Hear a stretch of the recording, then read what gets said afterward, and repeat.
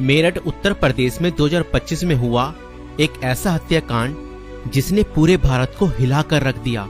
ये कहानी प्रेम, विश्वासघात और अंधविश्वास के खतरनाक जाल में फंसे कुछ लोगों की है, जिसने एक निर्दोष व्यक्ति की जान ले ली।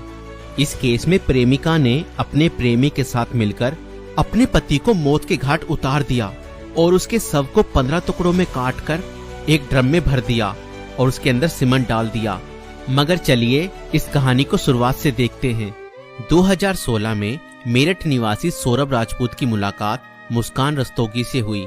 दोनों के बीच प्रेम हुआ और कुछ सालों बाद उन्होंने शादी कर ली। लेकिन यह शादी सौरभ के परिवार को पसंद नहीं आई, क्योंकि मुस्कान एक अलग जाति से थी। इसके बावजूद दोनों ने अपने रिश्ते को मजबूत बनाए रखा। सौरभ मर्चेंट नेवी में जॉब करते थे और लंदन में पोस्टेड थे। शादी के कुछ समय बाद सौरभ लंदन चले गए, जबकि मुस्कान अपनी बेटी के साथ मेरठ में रहने लगी। इस दौरान उनकी जिंदगी में एक तीसरा व्यक्ति साहिल शुक्ला आया, जो मुस्कान को पहले से ही जानता था। सौरभ के लंदन में रहने के कारण मुस्कान की नजदीकियां साहिल से बढ़ने लगी।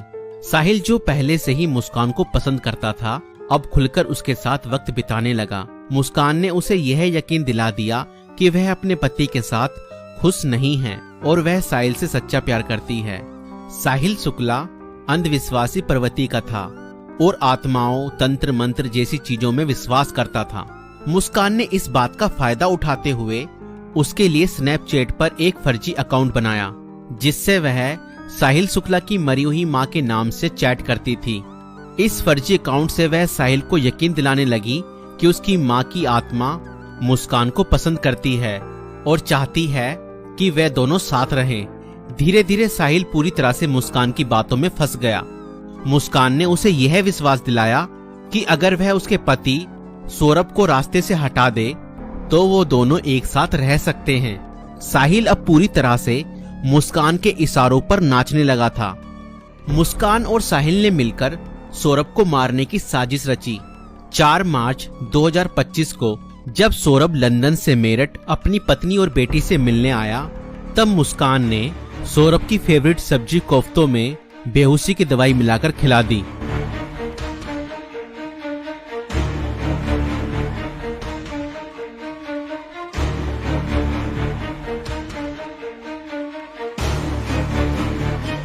और जब सौरभ बेहोशी की हालत में बिस्तर पर पड़ा था, तब मुस्कान ने अपने दोस्त साहिल को बुला लिया और रसोई में जाकर वो बड़ा और धारदार चाकू ले आई, जो मुस्कान और साहिल ने पहले से ही प्लानिंग करके खरीदे हुए थे। और करीब 20 मिनट तक साहिल ने मुस्कान को बताया कि कैसे उसे अपने पति का वध करना है।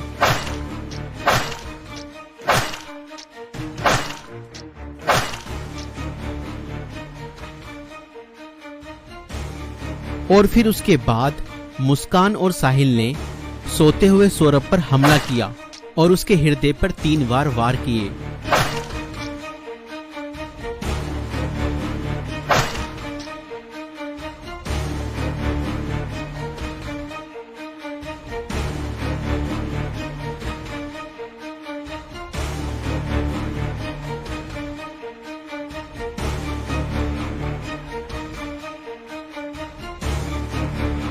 और घर में पड़े कूलर को भी ऑन कर दिया ताकि उसकी आवाज किसी को भी ना सुनाई दे। जब उन्होंने सौरभ को खत्म कर दिया, उसके बाद वह उसकी बॉडी को बाथरूम में ले गए।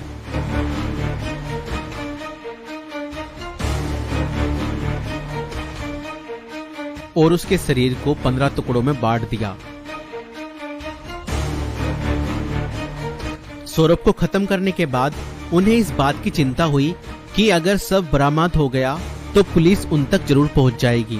इसलिए उन्होंने सबको ठिकाने लगाने की योजना बनाई और मुस्कान बाजार जाकर एक प्लास्टिक का ड्रम खरीद लाई।